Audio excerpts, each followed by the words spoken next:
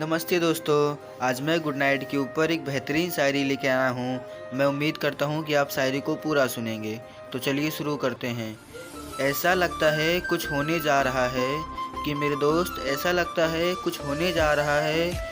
कोई मीठे सपनों में खोने जा रहा है। धीमी कर दे अपनी रोशनी ये चाँद की, धीमी कर दे ये रोशनी अपनी चाँद। मेरा कोई अपना सोने जा रहा है, मेरा कोई अपना सोने जा रहा है। Good night, sweet dreams.